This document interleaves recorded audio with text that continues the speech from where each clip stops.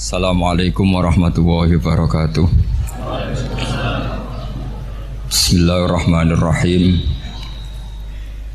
Tabarakalladzi nazzala al-furqana ala 'abdihi liyakuna lil 'alamina nadhir.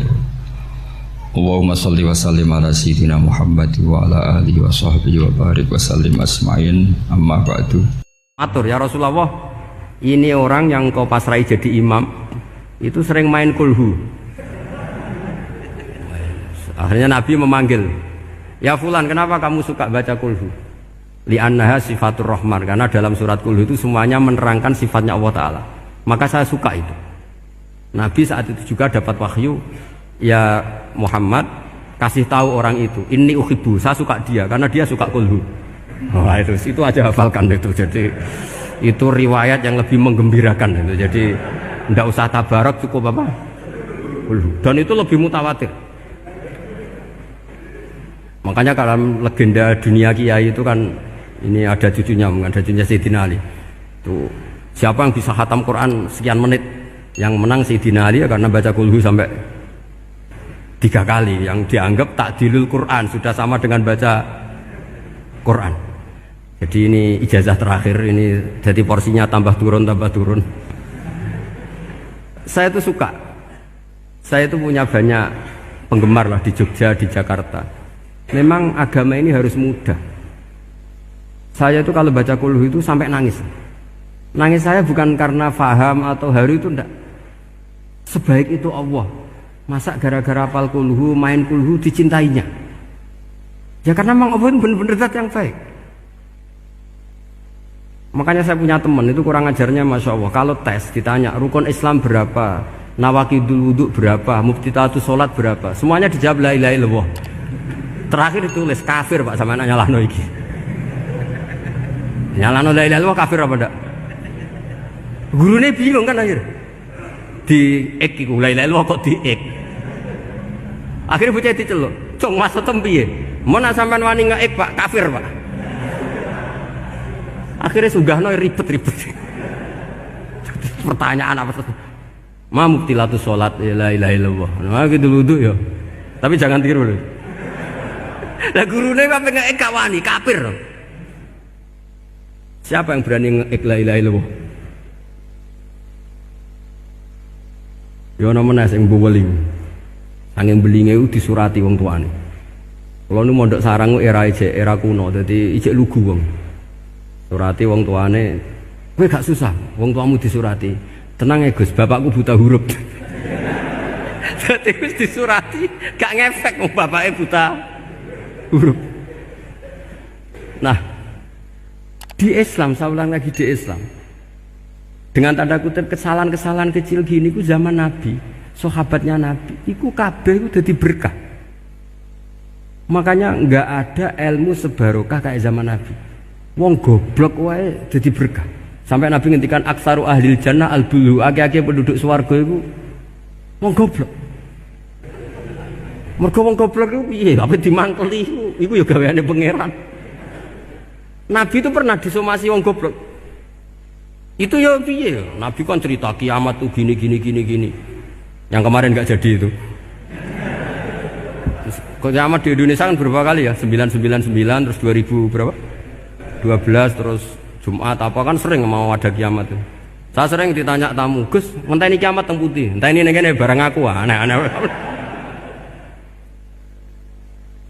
Ngkarwan layak alamuha illahu bokas bakas. Nak misalnya tenan piye Gus? Ya tenan sing kena kowe sik, anak aku gak.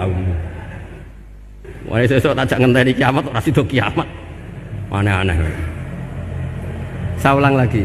Ketika Nabi cerita dasarnya kiamat itu sahabat itu enggak mikir. Padahal mereka orang-orang pinter. Si mikir wong desa, Mas. Ya Rasulullah, mata sa'ah. Engkau itu cerita kiamat terus tapi enggak jelas tanggalnya. Lalu itu kapan? Wah, kaget sahabat, oh, pinter juga. Kalau cerita itu ada tanggalnya dong. Ini kan cerita terus tapi nggak jelas tanggalnya. Apa diamuk wong desa? Ora diamuk mangkelno. Nabi meneruskan tentang ahwalil kiamah, masih nerangkan ahwalil kiamah. Dibaleni lagi.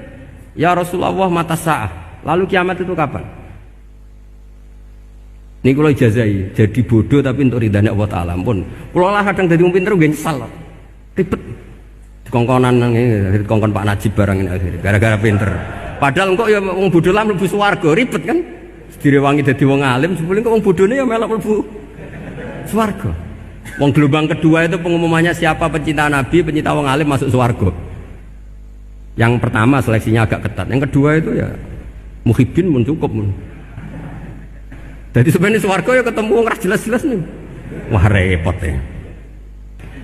Akhirnya ketika Nabi gak jawab, sahabat itu banyak yang analisis kariha maqala, lam yasma, ada yang bilang lam yasma, memang Nabi tidak dengar.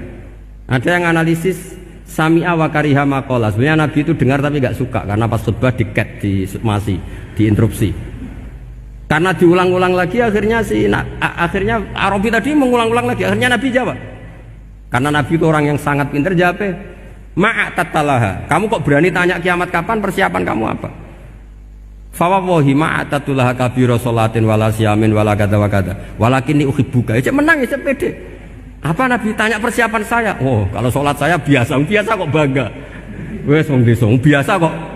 Fawawahi ma'atatulaha kabira sholatin, saya sholatnya biasa, puasa biasa, maksudnya wajib-wajib tok lah, ndak aneh-aneh. Tapi walakin uhibbuka, tapi saya ini mencintai engkau. Apa jawabannya Nabi? Almar'u ma'aman ahabba, dan itu melegenda seluruh dunia, baru kayak Bedui.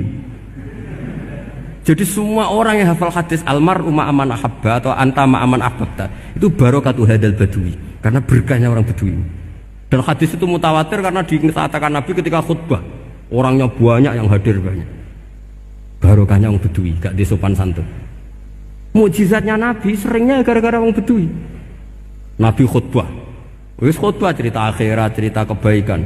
Ya Rasulullah, khutbah mohon bakas akhirat kebaikan. Sekarang itu tidak ada hujan, halakatil amwal. Sekarang harta hilang semua. Hewan-hewan sudah mau mati semua karena apa? Kekeringan. Mohon jenengan rasa bakas niku, pun jaluk udan mohon.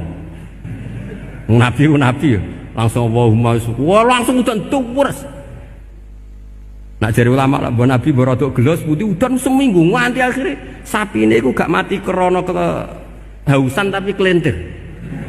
Parani lah Nabi, ini ora ngrasa salah paren. Ya Rasulullah, wong kula njuk donga udan ben ra mati, saiki mati tenggelam. Mun lereni itu santai weh. Ya saya minta doa hujan supaya hewan-hewan itu bisa minum dan seger. Dan ini malah do kelentir. Akhirnya Nabi itu nuruti meneh. Allahumma hawalena wala alina Allahumma alal akam wa dzirab terus. Di wong desa. Betapa barokahnya wong desa iki orang tahu. Betapa Rasulullah itu sekali ngendikan alam itu harus tunduk. Jadi min mu'jizati Rasulullah sallallahu alaihi wasallam itu sekali ngendikan alam itu harus ngikuti. Jadi Nabi misalnya ngendikan hujan, itu panitia hujan, malaikat hujan harus nuruti. Nabi ngendikan berhenti juga harus berhenti.